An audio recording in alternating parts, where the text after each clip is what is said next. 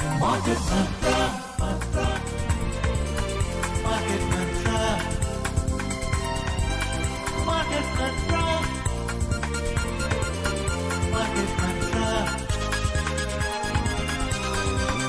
Market Mantra,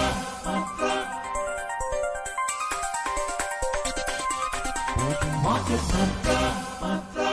Welcome to another edition of Market Mantra, in which we give you a complete update on the economic and business news of the day. And today being Sunday, we'll also be taking calls from you, our listeners, on mutual fund and related issues.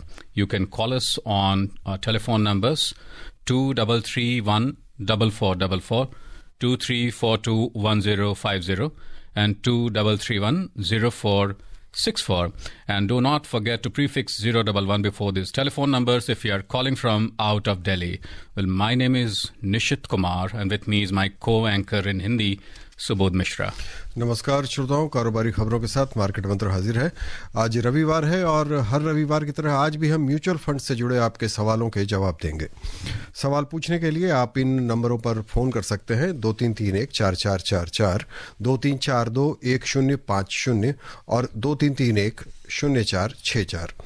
Delhi से बाहर के श्रोता इससे पहले STD code 011 dial करें। आज की खबरों पर चर्चा करने और श्रोताओं के सवालों के जवाब देने के लिए हमारे साथ स्टूडियो में है mutual funds expert Sneha Suri. Sneha, market मंत्र में आपका स्वागत है। जी धन्यवाद। पहले हेडलाइंस के साथ निशित। The headlines: domestic markets to focus on Indian and global macro data and corporate earnings for Qs next week. Union Minister of Commerce and Industry Piyush Goyal urges pharma industry to prioritize innovation to become a driving force behind India's medical advancements.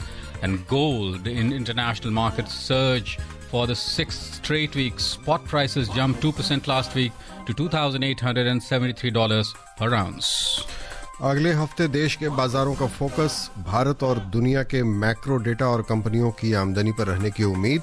केंद्रीय वाणिज्य और उद्योग मंत्री पीयूष गोयल ने pharma उद्योग से कहा, medical क्षेत्र में भारत के विकास को रफ्तार देने के लिए नई खोजों को प्राथमिकता दें। और लगातार छठे सप्ताह अंतर्राष्ट्रीय बाजारों में सोने में तेजी।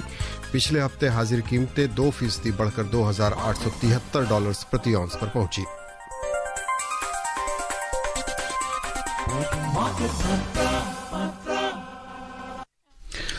We begin with the story that after 2 weeks of continuous gains, Indian stock markets will monitor corporate earnings, retail inflation data and global markets for Qs next week.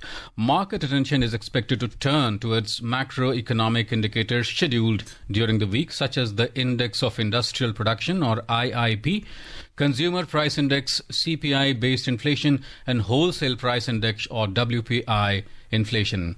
Inflation and industrial output data will be released on February 12th. Corporate earnings will also drive the market sentiment. Major companies reporting their December quarter results this week include Varun Beverages, CRISIL, Eicher Motors, Apollo Hospitals, Grasim, Vodafone Idea, Steel Authority of India, HAL and Muthoot Finance. The market outlook will also be guided by major global economic data coming out this week.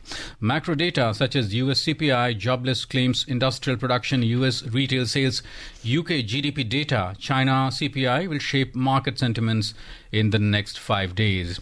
आइए अब callers के पास चलते हैं। जयपुर से महेश हमारे साथ हैं। महेश, स्वागत है आपका, सवाल पूछे। हाँ, नमस्कार सर। नमस्कार। देखो सर, इस बात समझनी थी जी कि जैसे आप समय समय पे ये कहते हैं कि यदि हमारा पहले से 6-7 अलग अलग म्यूचुअल फंड में इन्वेस्टमेंट है और अब हमको फर्दर कोई इन्वेस्टमेंट करना है, तो हमें बजाय किसी नए म्यूचुअल फंड के पहले के जो म्यूचुअल फंड है उन्हीं में से किसी में इन्वेस्टमेंट करना चाहिए। लेकिन मैम, इसमें होता क्या है, जैसे मैं अपने पर्सनल एक्सपीरियंस से बता रहा हूँ कि मान लीजिए हमने 5-6 साल पहले किसी म्यूचुअल फंड में इन्वेस्ट किया था, उस समय ये बहुत अच्छे थे, हमने इनकी पास्ट परफॉर्मेंस की बेसिस पे इन्वेस्टमेंट किया था। लेकिन आज हम देखते हैं तो लगता है कि इनसे अच्छे भी म्यूचुअल फंड है, जो यदि हम उनमें उस समय किया होता तो इनसे अच्छा रिटर्न हमको आज मिल रहा होता। तो यदि ऐसे म्यूचुअल फंड हमारी नॉलेज में आज आते हैं जो हमारे पहले के 6-7 म्यूचुअल फंड से बेटर है, तो क्या हम उसमें इन्वेस्ट नहीं करना चाहिए मैडम? ये मेरे को समझ आता मैम। जी महेश जी, आपका पॉइंट बिल्कुल वैलिड है कि जब आपने इन्वेस्ट करा था तब वो स्टार परफॉर्मर था अपनी कैटेगरी में, और अब नहीं है। और अब नए फंड्स हैं जो आज की तारीख में ज़्यादा बेहतर परफॉर्मेंस दे रहे हैं, इसलिए क्या हमें उसमें इन्वेस्ट करना चाहिए। तो इसके लिए एक टर्म होता है जिसे हम बोलते हैं परफॉर्मेंस चेजिंग।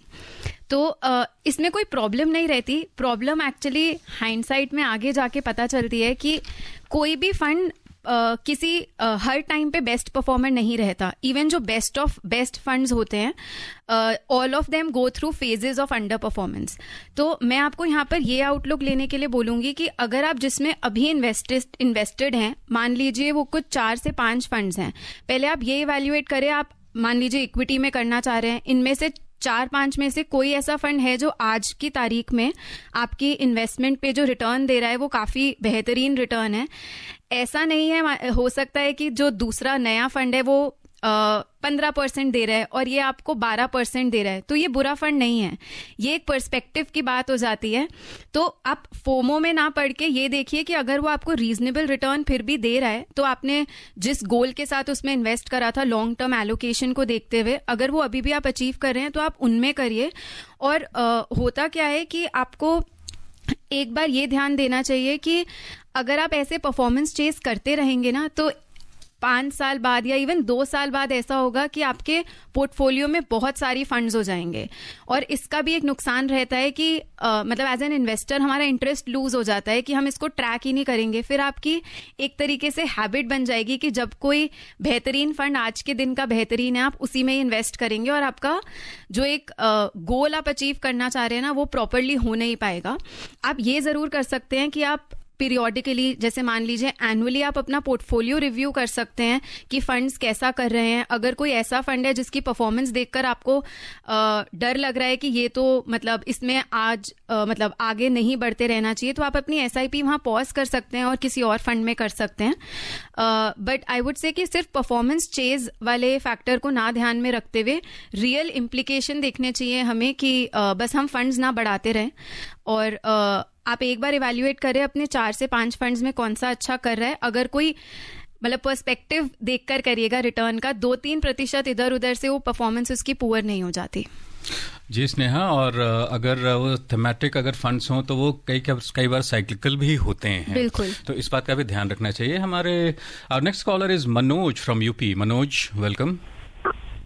नमस्कार सर। नमस्कार सर, हमें जानकारी चाहिए, जैसे 4 साल की हमारी लड़की है, तो उस लड़की के लिए हमें कुछ नाम पर करना चाह रहे, तो उसके लिए कौन सा फंड सही रहेगा सर, बताएंगे? जी मनोज जी, अगर आप अपने 4 साल की बच्ची के लिए कर रहे हैं तो मैं ये मान सकती हूँ कि आप काफी लंबे समय के लिए इन्वेस्टमेंट करना चाह रहे हैं, तो इक्विटी आपका गो टू एसेट क्लास होना चाहिए। यहाँ पर 2 चीजें देखने वाली हैं। एक तो इतना लंबा समय है तो हम थोड़ा ज्यादा रिस्क ले सकते हैं, जैसे कि हम मिड कैप, स्मॉल कैप जैसी कैटेगरीज में जा सकते हैं।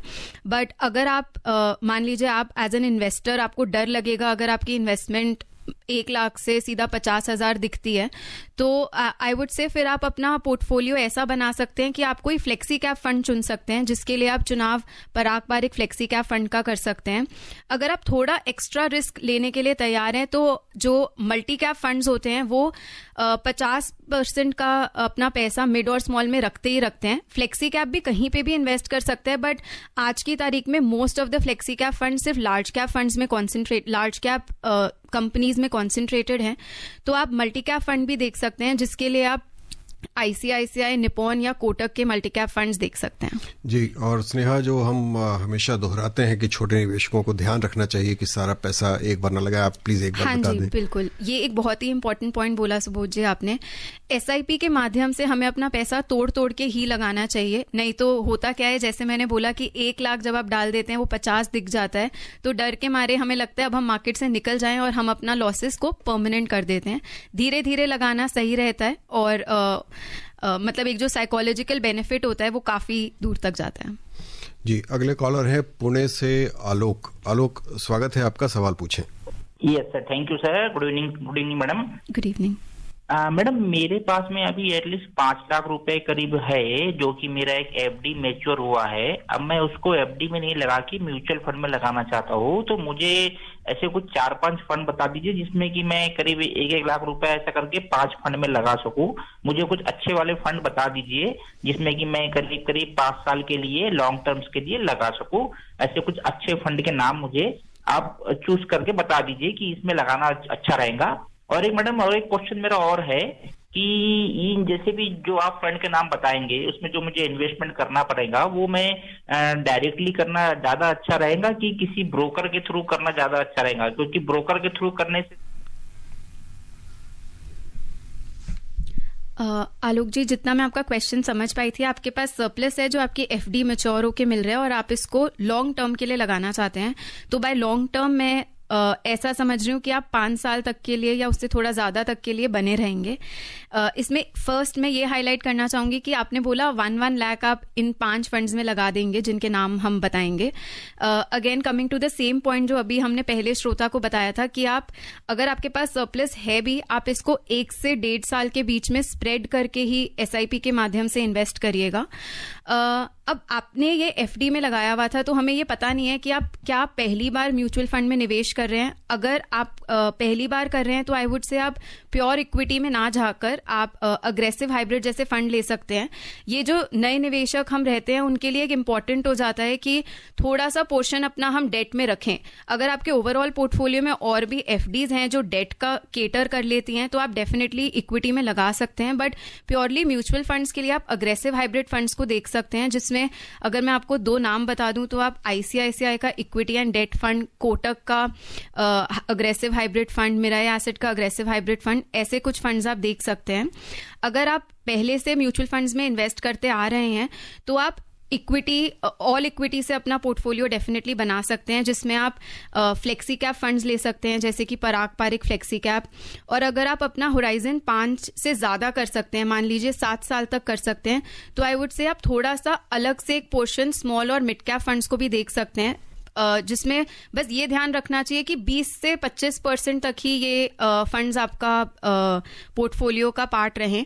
ना ही इनके रिटर्न्स को बढ़ता हुआ देखकर आप इसमें एक्सेसिव इन्वेस्ट कर रहे हो, और ना ही इनमें जब रिटर्न्स गिरते हुए दिखते हैं तो आप उसी टाइम एग्जिट कर दें। आप इनमें इन्वेस्ट करिए जैसे कि आप 10-20 साल के लिए इन्वेस्ट करना चाह रहे हैं। Another important point, Sneha, here is that the caller was asking really to invest 5 lakh rupees, and that is like investing in one go. So that would be more or less kind of suicidal. It is always advisable to go for the piece SIPs. by piece. Yes, piece Absolutely. by piece. And Yes. sorry, another question he asked was if he should invest directly या किसी और Yes, के through through करें। broker. intermediary. Yeah. तो I would say अगर आप इसकी जानकारी रखते हैं कि डायरेक्टली कैसे करना है, एंड वो कॉल कट हो गया, but I am presuming that Alok बोलना चाह रहे थे जब आप ब्रोकर के थ्रू करते हैं तो कुछ कमीशन उनके पास बिल्कुल, चली जाती है, तो correct, ऐसा हाँ। लग रहा था मुझे कि ये आप सीधे करें वो जी। समझते भी हैं कि इसके क्या नुकसान है, तो आई वुड से आप बिल्कुल डायरेक्टली कर और लीजिए। सीधे कर सकते हैं। आजकल बहुत सारे फिनटेक Fintech apps एप्स भी हैं, होते उसके हैं। थ्रू कर सकते हैं, या कंपनी की वेबसाइट पर जाकर AMC उसके की जरिए website। भी कर सकते बिल्कुल, हैं आप। बिल्कुल। Yes, and our next caller is Subhash from Gurugram. Subhash, ji sir, नमस्ते सर। नमस्कार, सवाल पूछिए। जी सर, जो बॉम्बे स्टॉक एक्सचेंज और नेशनल स्टॉक एक्सचेंज में क्या अंतर है, कृपया हमें स्पष्ट समझाइए। हम्म। और सर जो एसआईपी में निवेश किया जाता है, क्या वो सर एक निश्चित अवधि होती है, 5 साल, 10 साल या 15 साल, या जो है सर उसमें अमाउंट भी निश्चित होता है? कृपया ये बताने की कृपा करें मुझे, धन्यवाद। जी सुभाष जी, तो जो आपका सवाल था कि एसआईपी में डालने की कोई अवधि होती है, एक्चुअली एक टाइम से पहले तक आप कितनी भी लंबी एसआईपी कर सकते थे, जिसे हम बोलते हैं परपेचुअल एसआईपी, बट अभी कुछ करीब 1-2 साल पहले एसआईपी सेबी का एक पेपर आया था जिसमें उन्होंने बोला कि अब परपेचुअल एसआईपी ना रह के कुछ 30 साल की एसआईपी रहेगी, तो वो एक लिमिट लगा दी गई है। बट आप एसआईपी जब वो मैच्योर भी होने वाली होती है, आप उसमें वापस स्टार्ट कर सकते हैं वही 30 इयर्स के मैक्सिमम ईयर्स के साथ। जहां तक अमाउंट की बात है, ये fixed actually fund by fund होता है जो कि जनरली 100, 500, 1000 ऐसी रेंजेस में ही रहता है. तो और इसको आप चेंज भी कर सकते हैं, आप इसमें टॉपअप भी कर सकते हैं. मान लीजिए आप एक ही फंड में 2 SIPs कर सकते हैं या फिर अपना अमाउंट इंक्रीज कर सकते हैं, अमाउंट चेंज भी किया जा सकता है. ये सारी सुविधाएं एज एन इन्वेस्टर हमें अवेलेबल होती हैं. और SIP को कभी भी बंद किया जा सकता है. बिल्कुल. बट मैं ये मेंशन करना चाहूंगी कि जब तक आपको उस पैसे की जरूरत नहीं है, आप उसको चलने ही दीजिए, अगर आप इन्वेस्ट कर पा रहे हैं तो. जी. अगले कॉलर हैं दिल्ली से यशपाल. यशपाल, स्वागत है आपका, सवाल पूछें. Thank you. Good evening, everyone. Good evening, Sneha ji. Good evening. Mike, I have 2 questions. First is regarding how to choose a good mutual fund scheme based on ratings, because different agencies have different ratings, and how reliable it is, and what is the importance of the corpus or AUM of the scheme, whether it is good if our corpus is more or less. And second question is on SIP. It is said that when market falls, more units are added and NAV is calculated accordingly. So I want to know what is the exact calculation and how it is beneficial to the investor. Thank you so much. Right. So, Yashpal ji, the first question as to how to look at ratings when choosing a fund, I would say ratings should just play a one level parameter to select a scheme. First of all, we need to figure out as to what we are wanting to achieve with our investment and what kind of time horizon we are wanting to continue investing for.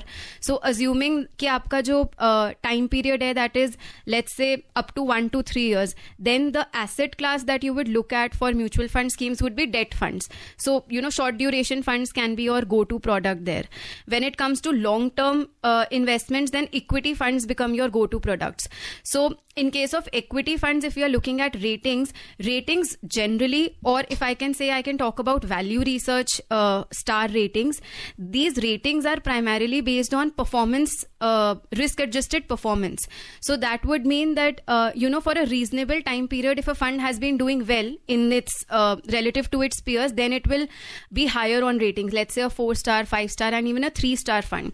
So for starters, you can of course pick up funds which have, let's say, 3, 4, 5-star ratings, and then you need to come down the point or a parameter comes down to assuming you have a lot of funds with you, then out of that 3, 4, 5-star funds, if the fund that you are selecting is the AMCs are same as to your existing funds, then maybe that can be the next level check for the fund, because you already have that AMC. Then let's have some AMC level diversification and we can go for a next fund. Another point that becomes important here is the kind of portfolio. If you are willing to look much deeper, or let's say you have some sense of let's say you there is one particular fund manager that you want to give your money to because you like his or her way of building a portfolio or constructing a portfolio. All of these kind of parameters can then be looked at. But simply basis the ratings, I would say just don't pick a fund. You should analyze these kind of factors also. Another question that you asked was regarding how big a role does the AUM play. So generally it has been seen that for small and mid cap funds, if AUM hits, let's say, some insane level of marks, that can act as a drag on the performance. But all said and done, there are funds, and if I can take an example, the Nippon India Small Cap Fund is one fund which is by far the biggest small cap fund. And if I'm not wrong, it is actually maybe among the top 10 funds of when you look at all equity funds together. And that fund has consistently been doing well. So I would say bigger AUM does not really play that major a role, because history says there are funds who have been still delivering performance. But what you can do is that, if you see, let's say if you see a fund with a 50 crore AUM, that gives you some level of discomfort that whenever redemptions may hit this fund, you may feel worried. So in that case, you can have a base level AUM criteria when selecting funds. That is all I would say for AUM level criteria. Also, it depends on the number of years the fund has been in market. Sneha, if let's say a fund has been there for 30 years or so, right? So naturally, its AUM would be much larger as compared to someone who is a late entrant or a recent entrant in the market. Absolutely. Right. Yeah. Next caller is Shankar from Bhopal. Shankar, welcome. Good evening, Market Mantra. Good evening. Yeah. Madam, my question is about tax saving funds because in the wake of the recent budget, the taxation has been changed. So these funds will lose the flavor. So what to do with those people who have already invested and we have substantial 1.5 lakh every year investment in these funds. So should we continue, or after 3 years we should pull out and do some change in get into some flexi cap fund, or remain in that fund because these funds are performing much better or somehow better because of 3 years blocking period. So these funds have done very well. But what is the future of these funds? Because the flow will change, so these funds will perform poorer or better or improve, or what do we do? We do switch or we wait? Thank you. Right. So, Shankarji, I would say that what will be the future of these funds is actually up in the air, just as the case with the old tax regime.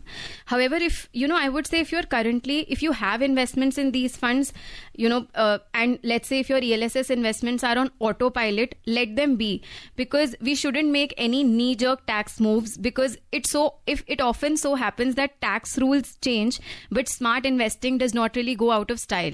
So we should continue, to save and invest and let compounding do its work. And you mentioned that should you switch from ELSS to Flexi?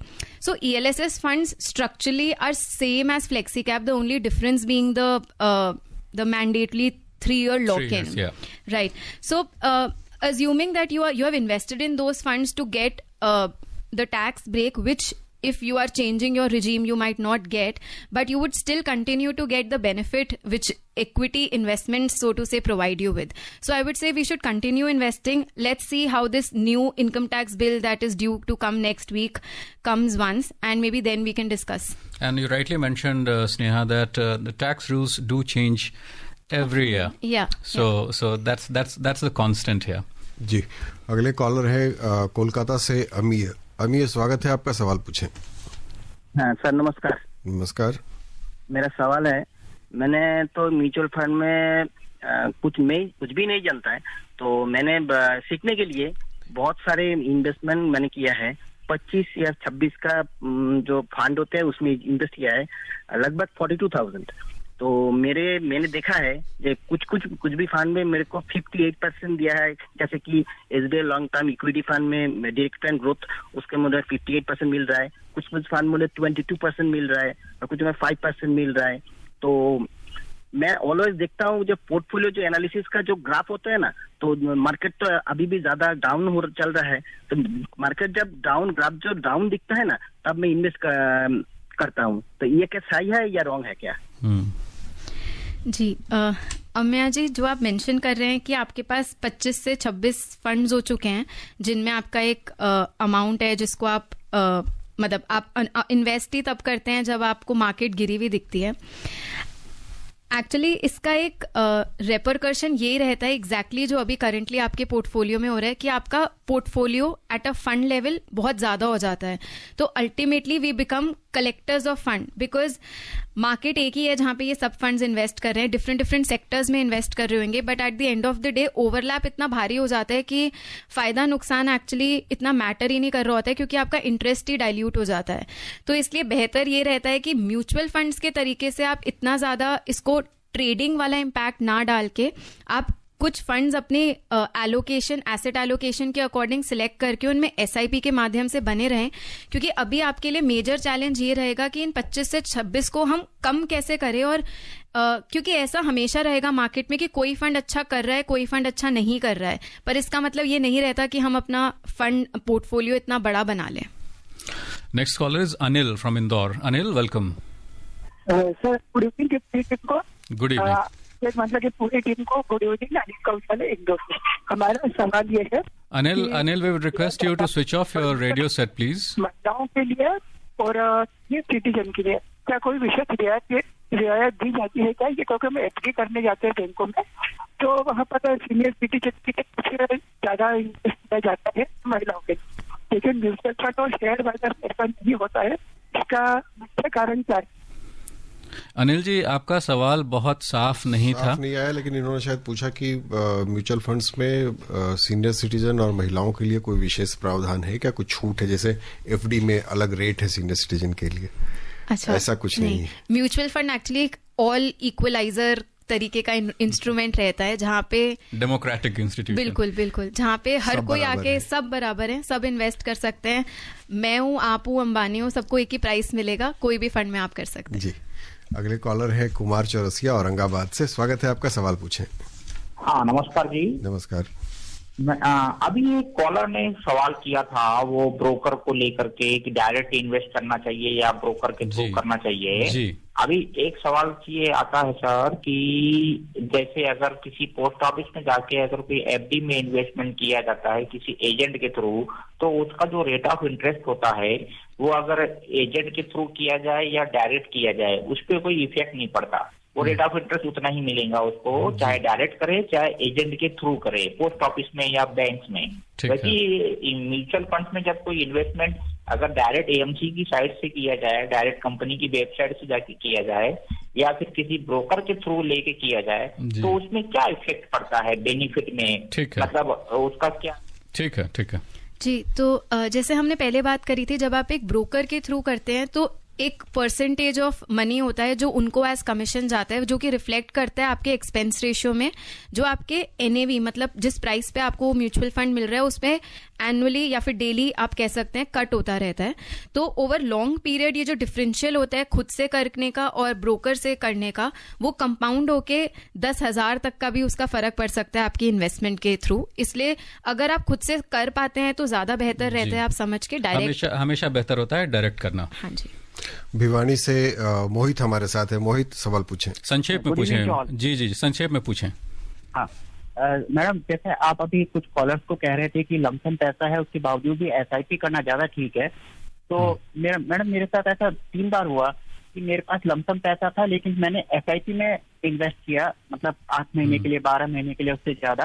अब बाद में जब SIP खत्म हुई तो मेरे पास overall जितनी unit थी वो उतनी यूनिट से कम थी जो मैं जिस दिन एसआईपी का कमा दिया उस दिन मेरे को लमसम इन्वेस्ट करता तो उतनी मिलती मेरे को। जैसे मान लीजिए मैंने एसआईपी के लिए कमा दिया उस दिन मेरे को 100 यूनिट मिलती, लेकिन मैंने एसआईपी के बाद मेरे को 94-96 यूनिट्स मिली, तो मेरा तो सर लॉस हुआ ना इसमें। ठीक है मोहित जी, समझ गया सवाल। जी मोहित जी, अगर आप वो लमसम डालते और मार्केट 10% गिर जाती तो भी आपका लॉस ही होता, जिससे अगर आप ऐसा समझ सकते हैं कि आप इससे घबराते नहीं तो बहुत ही बढ़िया बात है। बट जो जनरली इट सो हैपेंस कि जो रिटेल इन्वेस्टर्स होते हैं जो अपना हार्ड अर्न मनी इन्वेस्ट कर रहे होते हैं, वो जब 1 लाख को 80,000 होते हुए देखते हैं वो घबरा के पैसे निकाल लेते हैं। तो ये जो साइकोलॉजिकल इफेक्ट हो जाता है वो हमारी पूंजी पे रिफ्लेक्ट कर जाता है। Yes, and in some other news, Sneha, Union Minister of Commerce and Industry Piyush Goyal has urged the pharmaceutical industry to prioritize quality and innovation, positioning itself as the driving force behind India's medical advancements. Addressing the 63rd Annual Day program of the Indian Drug Manufacturers Association, IDMA, in Mumbai, Mr. Goyal said that while the Indian pharmaceutical industry has made significant progress, there is still a long way to go. He emphasized that all companies in the sector, both large and small, must work together as a cohesive unit to make the country proud. और सोने पर नजर डालते हैं। वैश्विक बाजार में सोने की कीमतों में लगातार छठे सप्ताह भी तेजी देखी गई। पिछले हफ्ते सोना 2% से ज्यादा उछल गया। अमेरिका और चीन के बीच कारोबारी तनाव की वजह से निवेशकों ने सोने में पैसा लगाना सुरक्षित समझा।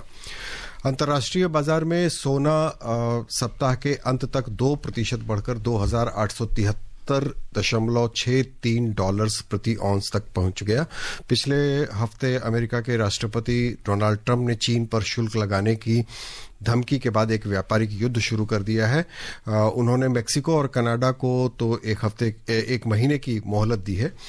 राजनीतिक और वित्तीय अस्थिरता के समय सोने को सुरक्षित निवेश माना जाता है और व्यापारिक संघर्ष की आशंकाओं के बीच इसकी कीमतें बुधवार को 2,882.16 डॉलर प्रति औंस तक पहुंच गई थी। प्रमुख वैश्विक बैंक सिटी बैंक का अनुमान है कि 2025 में इसकी कीमतों में तेजी बनी रहेगी और ये $3,000 प्रति औंस तक पहुंच सकती है। और पिछले हफ्ते चांदी भी लगभग 4% उछलकर $32.41 प्रति औंस पर पहुंच गई। स्नेहा, मार्केट मंत्र में आने और श्रोताओं के सवालों के बहुत अच्छे जवाब देने के लिए आपका बहुत बहुत धन्यवाद। Thank you, Sneha. And before we close, the headlines once again. Domestic markets to focus on Indian and global macro data and corporate earnings for Qs next week.